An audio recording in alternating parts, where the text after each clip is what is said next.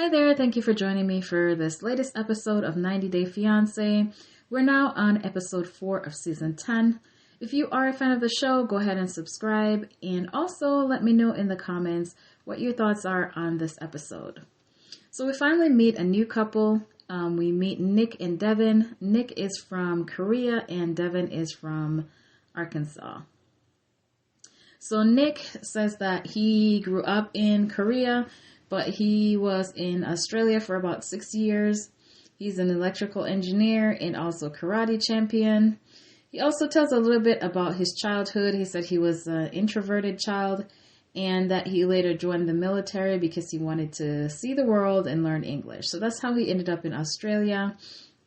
He also says that he was single for about 3 years when one of his friends recommended he go on Tinder, and that's where he met Devin. He says that she's the first white girl that he ever dated, and he also mentions that he thinks Korean girls are too skinny, so he likes her body type more, I guess. Devin also says that, Devin is also an introvert, and it took her a little while to warm up to him, but now they have a great relationship. We see where he's going to lunch. Excuse me. Seems like somebody that he is familiar with. He was chatting to the lady about, telling her that his girlfriend's name is Piggy. And so he got her this stuffed pig from the claw machine. And he says that they've been dating for 2 years. When she was in when he was in Australia, and then she had to go back to Arkansas. He said he couldn't imagine living in a different country from her, and he was asked what he knew about Arkansas, and he said there's not really a whole lot there, that there's not really a Korean community there, and he says that there's also a lot of racism there. I guess Devin probably clued him into that, and so he's concerned about that as well.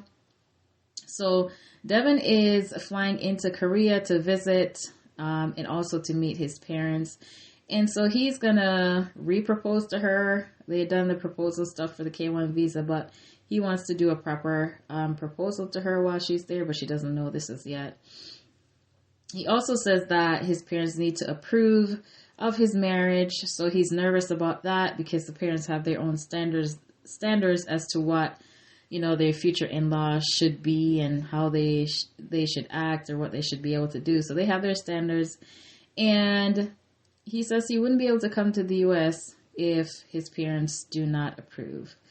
So he's nervous about that. He says that they have been separated for about 3 years while they're waiting on the visa to get approved. Nick is, we see where Nick is going to the airport to pick Devin up, and so he brings Piggy as he's riding on the subway. And he says he's pretty sure that she's going to be jet lagged, but he doesn't care. He's going to break the bed. It's just like, oh God, we didn't need to know that, Nick. He says that he's worried about the chemistry since they haven't been together in a long time. And then we see where the moment finally arrived where she came out and they see each other for the first time in a while, and they were very happy. I'm like, oh. And he was crying. He was so happy, and he was tearing up, and they had me tearing up. I was like, oh my goodness, I am sad too, and I'm happy too. So he grabbed her bags and asked her what she wanted to eat. And then she says she was nervous about meeting, his parents as well. And so that's a quick overview of what happened regarding this new couple so far. Next week, we see that they are going to finally get to meet the parents. So we'll see how that goes for her.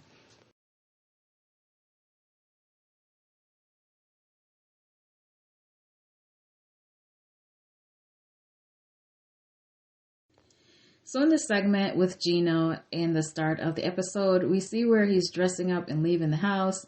I was just wondering where he was going. He's all business casual. I guess that's his outfit. That's how he likes to dress. But it seemed like he was going to work.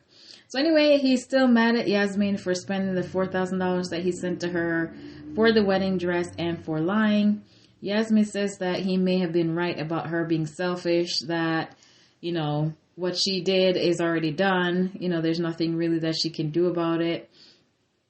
Gino says she feels betrayed, and he feels betrayed and wonders what else Jasmine is lying about. I was like, oh boy, you don't want to know. If she sees him angry now, I feel like he's really going to get angry if she hears about that, when he hears about Dan. So we see after he left the house that Jasmine calls her sister and telling her about what's been happening with Gino. She says that she cannot sponsor her children because she's not working, so she was relying on Gino to do so. But now he has quit his job to spend time with her, and she's telling her about how they're short on money, and Gino want to put her on a budget and all this stuff. And so her sister was like, why would he quit without consulting you? And it's a very good question. Why would he have done that? And especially knowing that she was relying on him to sponsor the children. You have to be able to show income. I don't know what Gino was thinking. It just makes no sense. Anyway, she was telling her sister about the money from Dan. Jasmine says that the money that she got from Dan for the surgery was supposed to be a loan, and then it turned into a gift. And I was like, really? What were the circumstances around this loan turning into a gift? I wonder. Jesus. Gino is going to hit the roof. So we see a flashback of this massive fight that they had about Dan, and there were expletives flying everywhere. He was calling her names and whatnot. He does not want her to have any communication with Dan. And so this name calling and stuff, I didn't really like. It seemed to be a common theme between them. When they get into a huge fight and they get angry, the name calling begins, which is a no-no. So Jasmine says that Dan is more like a brother to her. And I don't know if he's giving you this money here and he's your ex. I don't know how much of a brotherly relationship there is. Her sister says that she needs to tell Gino about the money from Dan, but Jasmine says that she is not stupid. She wants to tell Gino, but not right now because he's really mad.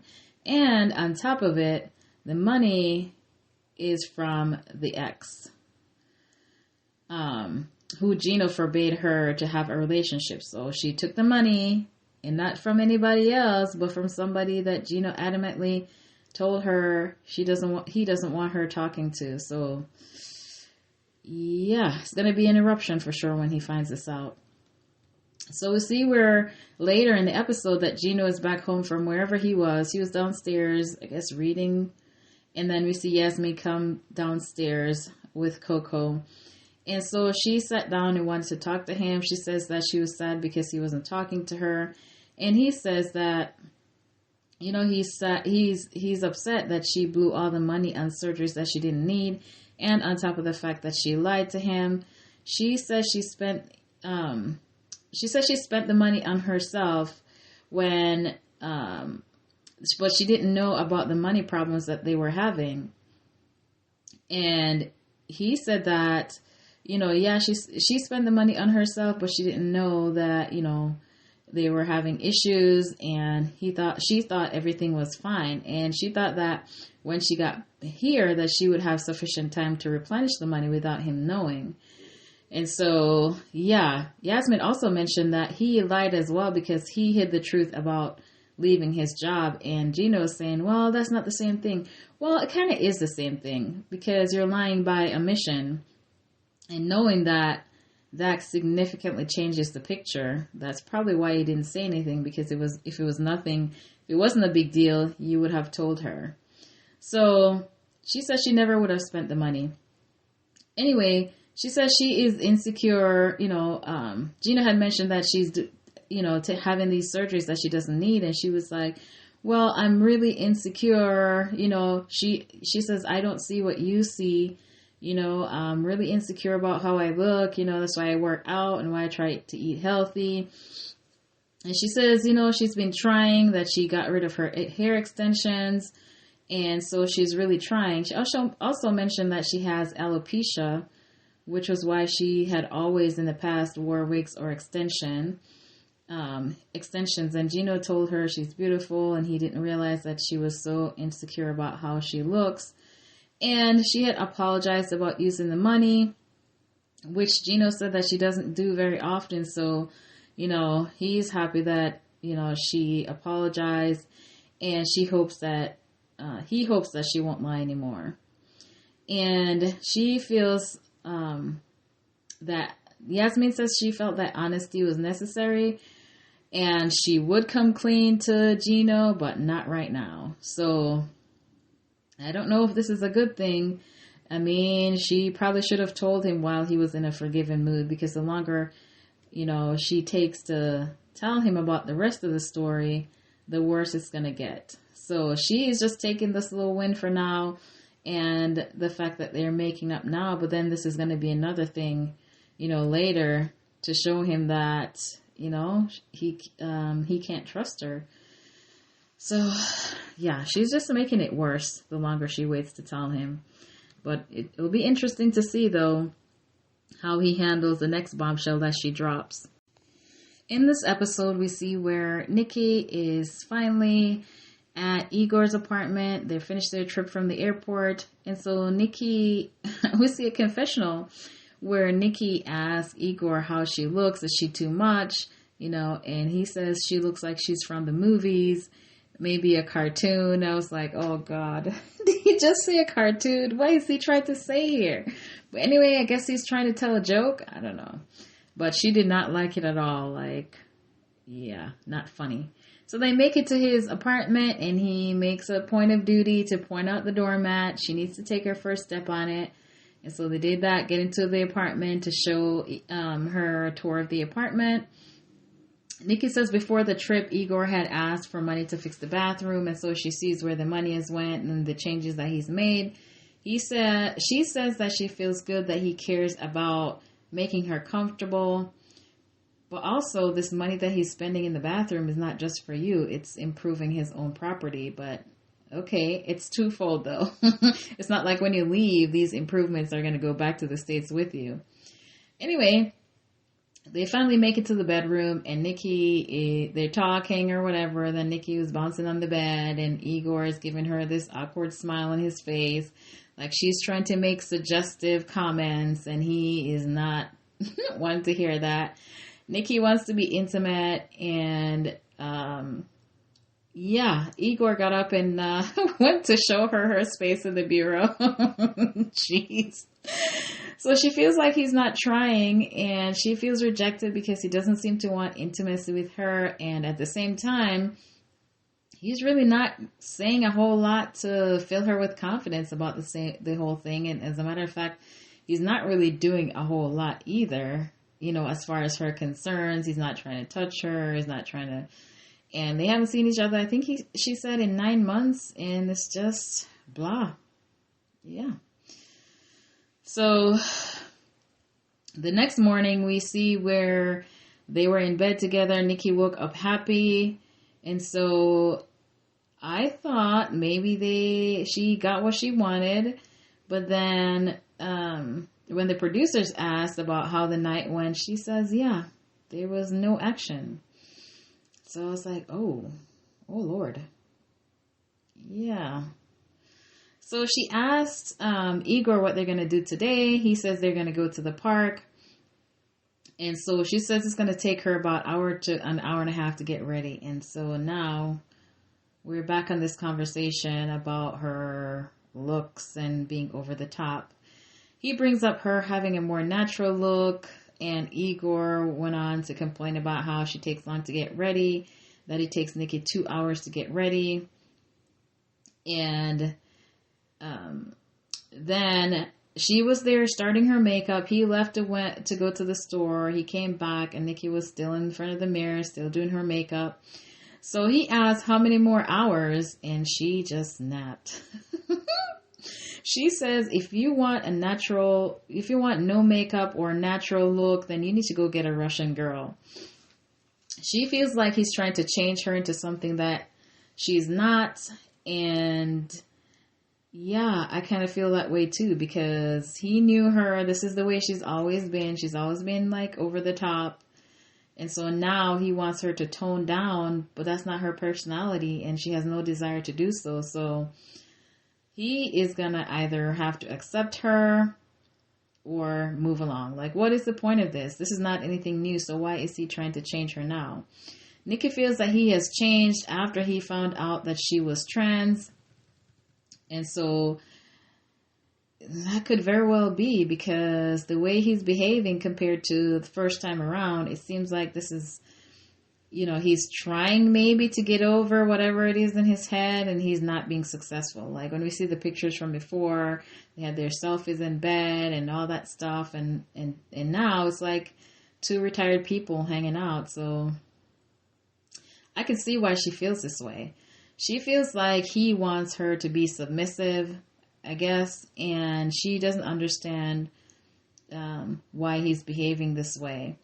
So he was saying that, you know, in regards to her makeup, he was saying that, you know, he's gotten older now since the last time, because she's like, I don't understand. Like, I used to wear makeup before. And he says that he's gotten older now. He knows a little bit more about makeup and how it's supposed to be on the face or something like that. And she's like, well, I'm a makeup artist. So she tells him that he's not going to control the way she looks. She said, not her style, not her makeup, not her hair. And he says, is that all? And then he started commenting on her fingers. He says something about her fingers. So I guess he was referring to maybe the length of her nails.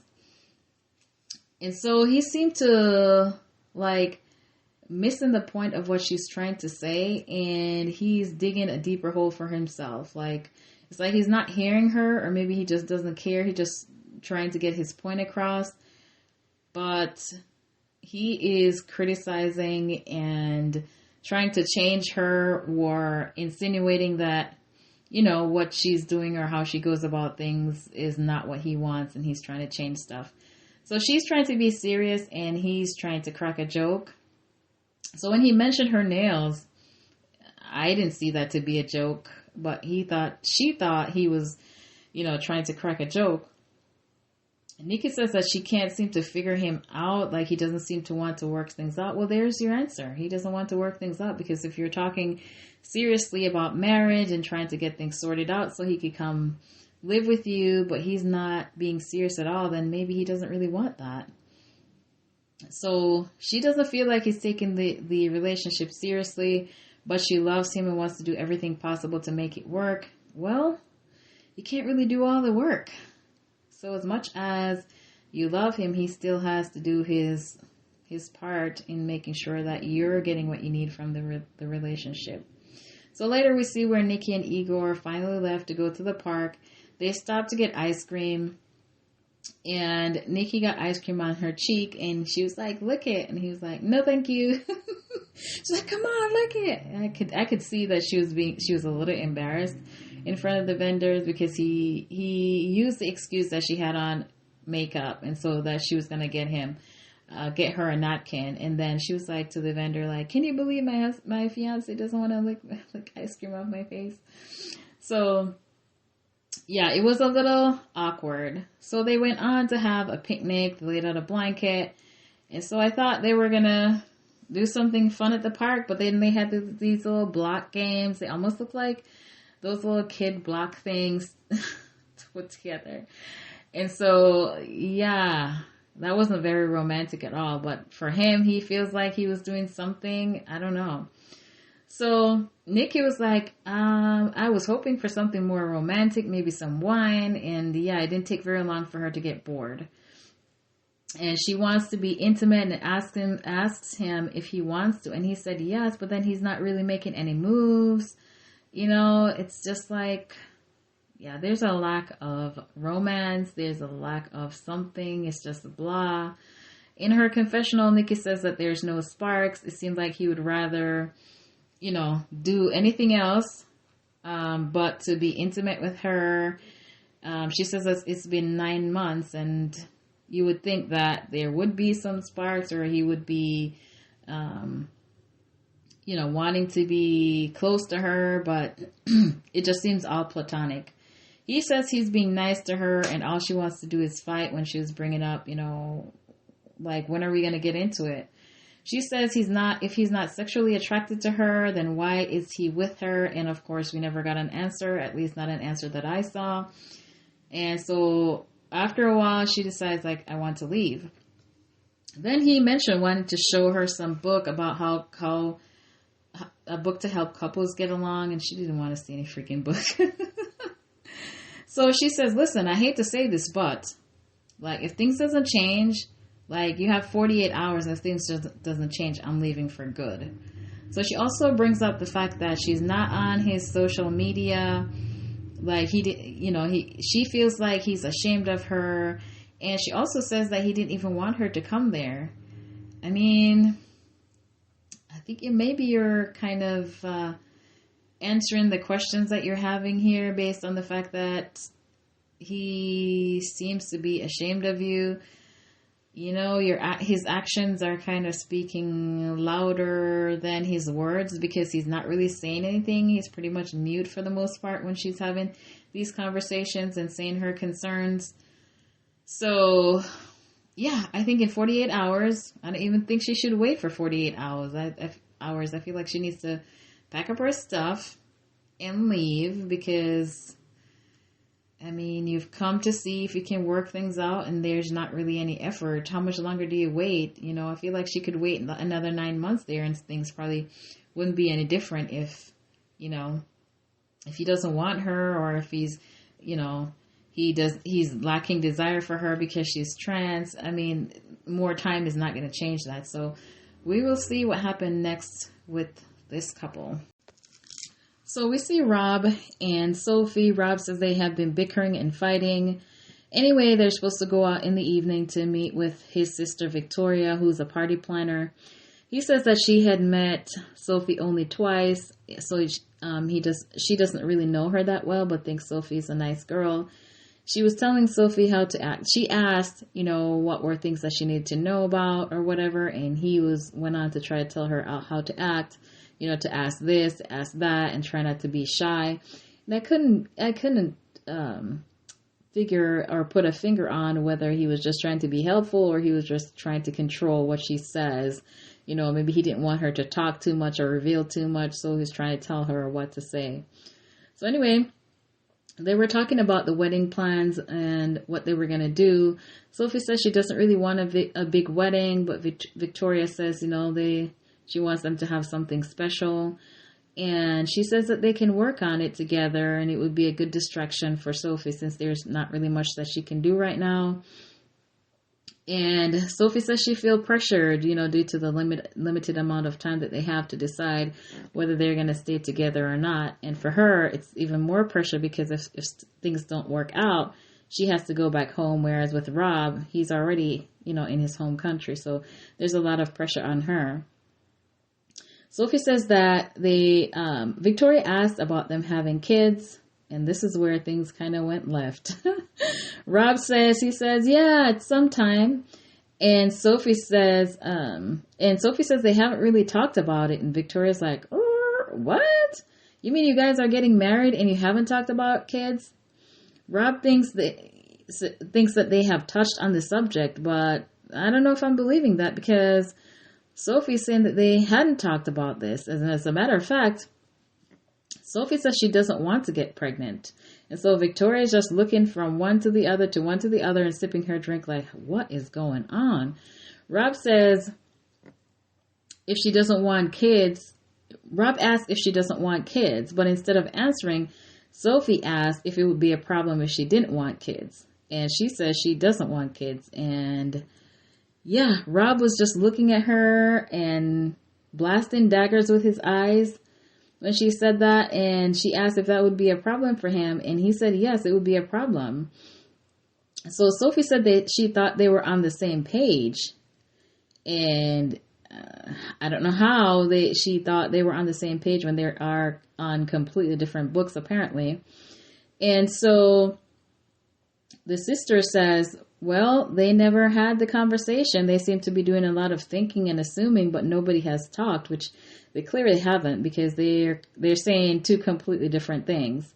Rob got up. He's all upset and left the table. Rob in his confessional says that he doesn't know what he's feeling when he was asked how he's feeling. Well, considering that you didn't ask or have the conversation, I don't understand how you could be mad at Sophie. But okay, he's all upset. And he says he needs to have more of a conversation with her. He's getting emotional because he envisions having a family and says, like, I really put my heart into this. And I'm like, into what? What exactly did you put your heart into? You guys have had no serious discussions about plans for your life. At least this is one of the major discussions that should be had, but you haven't had it. So I don't understand what he's talking about. But anyway, this is some serious conversations that they need to have, and maybe they need to think of other like deal breakers possibly that might come up that they need to discuss while they're discussing, this kid thing. Anyway, later we see where after he stormed off, Victoria is having a conversation with Sophie, and she says to Sophie, like, if she doesn't want kids, she just needs to be honest with herself about it and let him know. She is just at a loss that they haven't talked about this. So Sophie goes on to mention that she is worried about whether she can even have kids because she had some surgery in her early teens that may have caused damage to her ovaries. She doesn't want to get her hopes up about kids and then only to find out that she can't have any. So she'd rather not think about the potential of having kids or not have that be a goal of hers. Rob insisted that they had talked about kids before. They had talked about, this is how he's saying that they've talked about kids. He says that they had talked about names for their kids. So this is supposed to mean to her that he wants kids. And I guess that could insinuate that he wants kids, but I don't know that they ever really spoke on the topic as they should. Victoria asked if Rob asked Sophie if Rob knew about the surgery. And she says that, yeah, she had talked to him about the surgery because of the scarring on her belly that you can see, but not in depth. So all this information about the surgery that she's telling Victoria, it doesn't seem that Rob knows. And Victoria told her that she needs to discuss this with Rob. Sophie, on the other hand, says that he should have asked about the surgery as far as how the surgery may have affected her.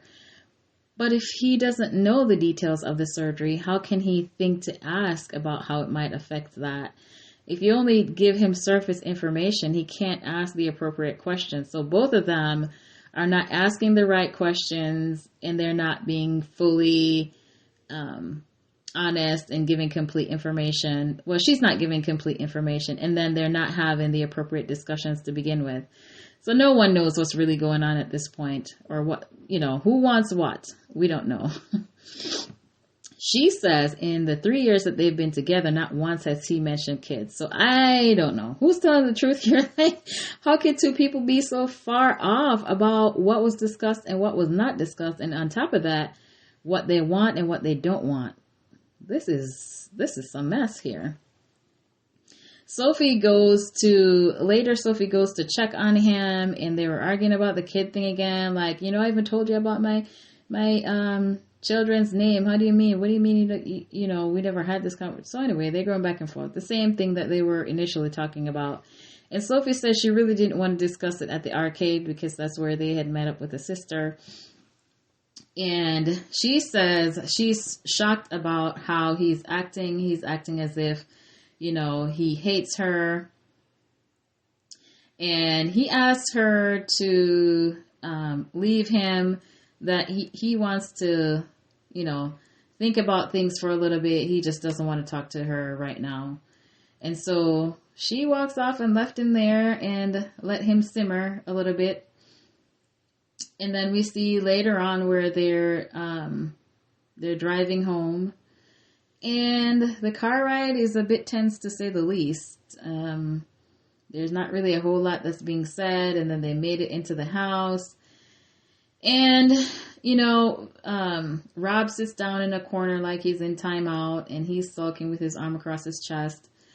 And Sophie says, she'll think about things and they can have another conversation in the morning. But in the meantime, they should go to bed and get some rest. we see where Rob is saying, well, I don't know how she can sleep. How can she sleep right now? And so he says he's going to go out. And so she was going to get ready for bed, and he went out to walk the dog. And so we'll see what happens from there. It's a tough situation and lots of red flags in this relationship. So in this segment with Manuel and Ashley, we see where she's at her house and we hear the smoke alarms going off. And what do you know? It's Ashley doing some ritual. She said that she was blowing smoke that's supposed to be good energy. And so meanwhile, here comes Manuel running out. What's going on? What are you doing, woman? You're going to burn the house down. So in the confessional, Manuel says that, it's all good. He's learning so much. And then he looks up in the ceiling like he was trying to be funny. But Ashley says that she was like, do you have something to say to me? And I guess they have some argument from, I don't know when this argument happened, but they're at odds right now. She's mad at him because of a situation having to do with the phone, internet. So Manuel said that he couldn't get internet on his phone, so she decides that she was going to get him a new one. So she tells him that, it was going to be there when it was going to be there because she had arranged for expedited shipping and all of that to be able to get him a phone because issues with his phone. And so when she told him about the phone, he said that was not going to be soon enough. And so she asked, well, do you want me to cancel it? And he said, yes, and walk away. So I'm sure she didn't ask in like a calm tone. Both of them are having attitudes. And so this thing just escalated. So Manuel is like real snippy in this episode, boy. He says that he was just telling her that he needs internet because he was going to be there for a long time and needs to talk to his family. Then he says, if you're going to, then he says, if you can't understand that, that's a pity or something to that effect. And Ashley was like looking, she was pretty shocked. Like she was just looking like, what in the world? He's got real sassy this episode. So Manuel says that he wants internet on his phone. He doesn't want another phone. He says that he misses his family and wants to talk to them. He also says he wants his privacy. He doesn't want to have to ask Ashley to use her phone. And I was like, well, he is secretive. I guess that's in line with secretive behavior. But, I can also understand that him being a guy, he may not want her to do certain things for him or may not want to take too much from her above what is absolutely necessary. Being a man and she's the woman who's having to provide everything for him. So maybe this is where some of this is coming from. He says they can try to put a new chip into his and see if it works. So they are still arguing, going back and forth about the phone. And she says his phone is from Ecuador. That's why she's getting him a new one. But then he asked her, well, didn't your phone work in Ecuador? And I was like, yeah, good point. What's the issue with the phone being from Ecuador? It should still be able to connect to the internet here. So I don't know why she's making it seem as though because his phone is from Ecuador, it's a problem why he can't have internet. So it seems to be that he didn't want a new phone. And so she is forcing a new phone on him and he doesn't want a new phone. So it sounds like he's just having connectivity problems with his phone. And so anyway, they're going back and forth. She asks, what is the problem?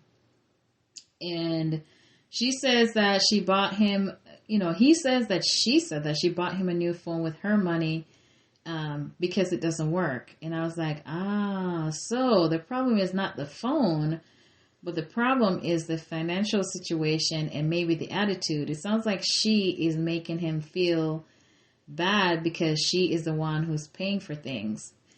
And she says she wants him to appreciate the phone.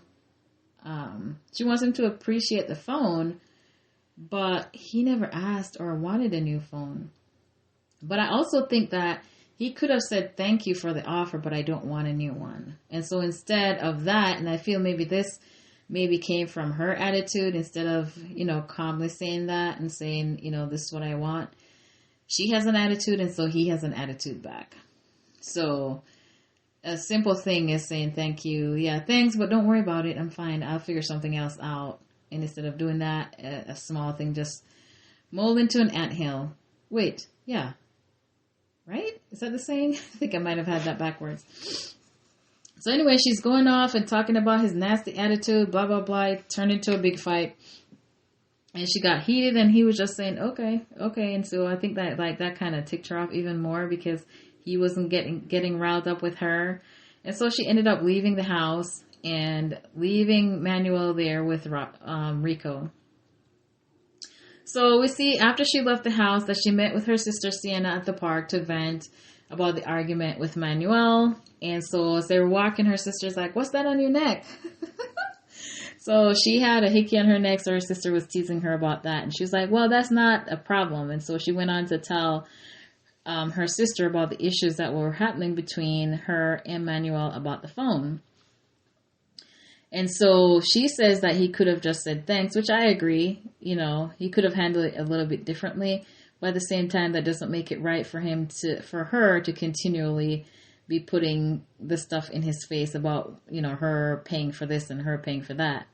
She says that when he left, that Manuel said, make sure you come back come back in a better mood. And so Sienna also says that Ashley is quick to react. And so, you know, she also said some expletives to him too. And I think he responded back.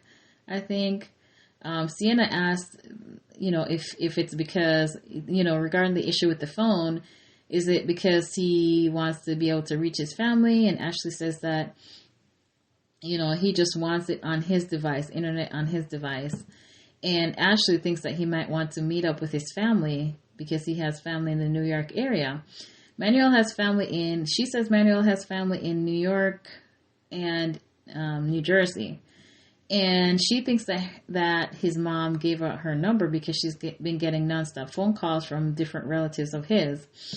And I was like, okay, but doesn't that make sense then? Why you're getting the phone call? Because she's wondering, why am I getting all these phone calls? Who are these people? Well, you know it's his relatives. And you know why, I guess, you're getting the phone call. Maybe his mom had given the phone number. So why are we getting riled up about the phone calls? So she says, you know, he is here for her and not them. Which, I mean, you can't lock him in a cage because he came up on the K-1 visa. You know, if he's got family here and they want to see him, why is there such a big problem with him being able to see his family or his family to call and check on him? She says she feels like if things don't work out, he's not going to go back to Ecuador. He's going to stay here. And I'm like, so what? He's entitled to stay if he wants to. So she is, you know, feeling like, you know, he's using her. And her sister wonders if he's really a good partner for her.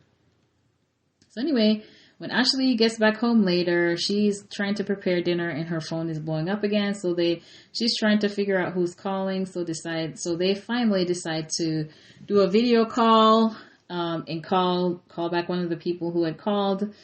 And so it turns out it was one of Manuel's cousin. Her name is Mercy. And she's like, who is Mercy? Before they actually made the video call, who's Mercy? She's never heard of her. And Manuel's like, well, I don't know all your cousins or something like that. So he thinks that, you know, he's hesitant to call them back because he thinks that she's going to, you know, yell for them calling too much. And, you know, she's got a bit of a temper. But he's like, no, I'm not going to yell at his family. So when they finally got Mercy on the line, she looks like an older lady. She seemed like she could be his aunt or something. But anyway, she's her cousin and she calls him cousin. She says that they have been calling because they were worried about him. And she finds out that from his cousin that Manuel has a lot of family. Because she asks, like, well, where do you have family? And is it, you know, a lot or un poco or whatever? And so the cousin revealed that he has a lot of family here. And so that makes her even more worried. She says that if he wanted to leave her right now, he could do so at any time. And I'm like, he could regardless. Like, what is the point? If she feels like he might be using her for the green card. And, I mean, people do that. But that doesn't really mean that that's the case. And it could be a possibility, of course, but solely based on the fact that his relatives are trying to reach him, I don't think so. I don't think that's the reason enough to say that he's using her for the green card. So, you know, why can't he have contact with his family? I just don't understand why there's such a huge problem with that. Why she's connecting that to him using her. I don't get it. But guys, let me know your thoughts on this one and what's happened in this episode. Like, comment, and subscribe.